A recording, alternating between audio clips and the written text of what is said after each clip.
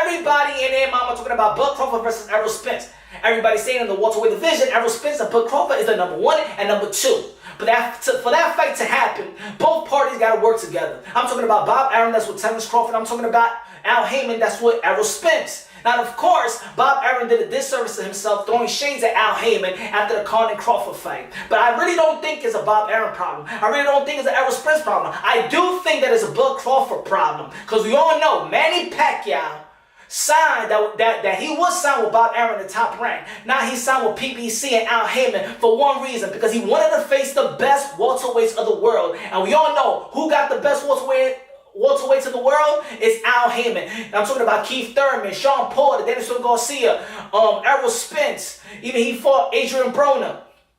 Now, when Manny Pacquiao said he wanted to fight the best, he did the business decision so he could get those opportunities, so he signed with Al Haymon. Now, we can't say the same for Terence Crawford. He said he wanted to fight Keith Thurman. He says now that he want to fight Errol Spence. But he did do the business decision so he could get those opportunities. Now, so are those call-outs legit, or those call-outs was for clout? Because if he really wanted to fight the best welterweights and wanted to unify, wanted to become undisputed, and if he wanted to take that route, he would have easily not re-signed with Top Rank and signed with Al Haymon.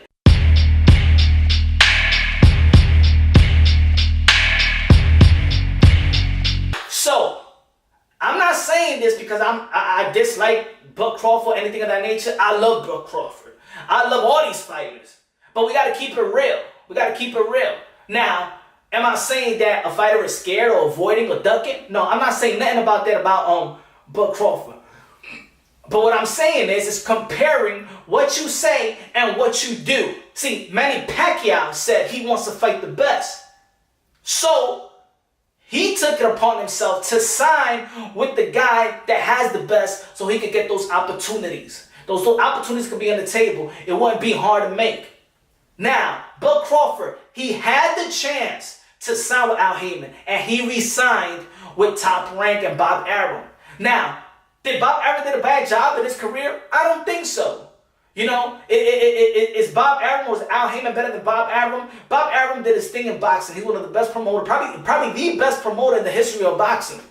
But we all know, if you're a middleweight, you're gonna sign with the Zone or something, because of course they got Canelo, they got Golovkin, they got Danny Jacob, they got Andrade. So if you're a middleweight and you want those fights, of course you're gonna sign with the Zone to make it easier for yourself.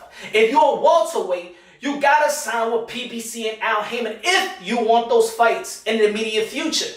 Now, Crawford knew that he was gonna go to the welterweight division.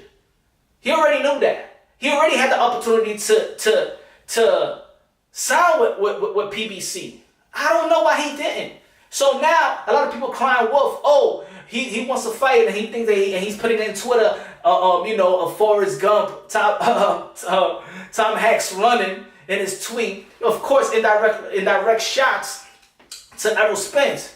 But at the end of the day, Bud Crawford, if you really wanted that fight, and if Al Haymon does have a good reputation, especially with African-American fighters, why wouldn't you sign with Al Haymon?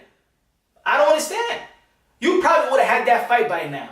Probably Errol Spence would have never fought Mikey Garcia if he would have signed, last year, or that the time when you resigned with Top Rank, you would have signed with PBC. You probably would have had that fight. Probably that pay-per-view fight that happened with Errol Spence and Mikey Garcia would have never happened. It probably would have been a unification bout with you too. And then it would have been an easy route to get the undisputed opportunity to fight a Sean Porter or to fight a Keith Thurman. So I don't know.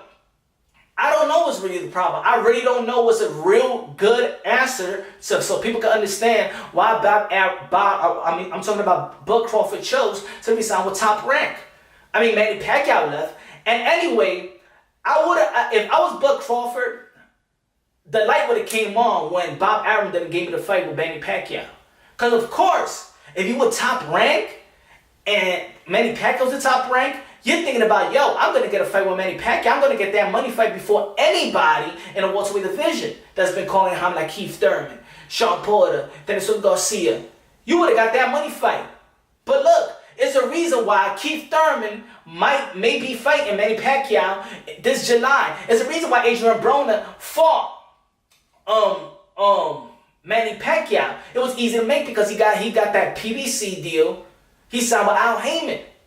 So I believe it's not a smart business move. Of course, I don't know what these guys got in their pockets, because whatever you see out there is not really what they making. I believe they making way more than what they put out there, that the persons that they get.